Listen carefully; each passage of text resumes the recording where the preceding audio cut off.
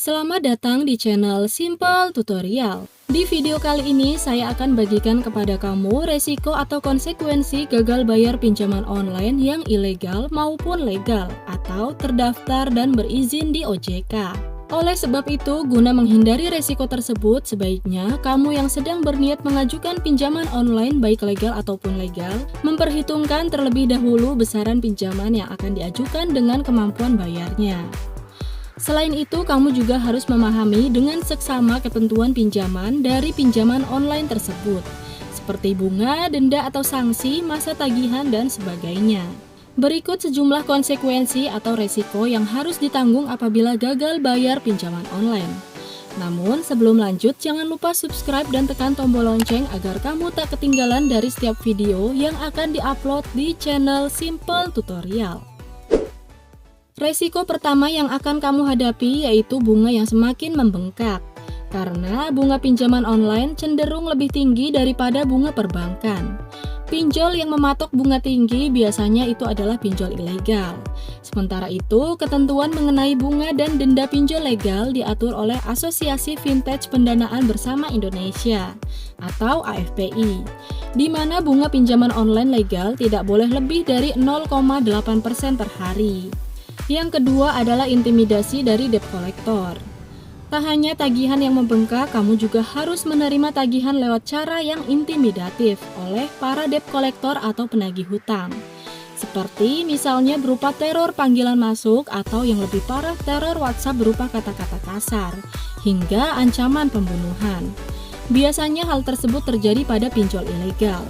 Sedangkan untuk pinjol legal cara penagihannya sudah ditentukan, di mana maksimal 90 hari dari jatuh tempo. AFPI juga tengah menyiapkan sertifikasi untuk seluruh tenaga penagihan, hingga konsumen yang mendapatkan penagihan secara kasar bisa mengadukan tindakan tersebut. Resiko gagal bayar pada pinjol lainnya adalah informasi pribadi yang disebarluaskan. Seperti contoh, saat kita menginstal aplikasi pinjaman online, aplikasi tersebut biasanya meminta agar kita mengizinkan beberapa akses. Misalnya akses foto dan galeri, kontak, lokasi, dan lain sebagainya. Nah, di sini mereka bisa mengakses dan mencuri data kamu secara ilegal. Tak cuma itu, mereka juga tak segan-segan menagih hutang ke semua kontak yang ada di HP kamu. Penyedia pinjaman online biasanya meminta peminjam memberikan kontak pribadi orang-orang terdekat, yaitu anggota keluarga serumah, anggota keluarga tidak serumah, atau para sahabat. Data tersebut digunakan untuk melakukan penagihan bila kamu tidak membayar pinjaman online.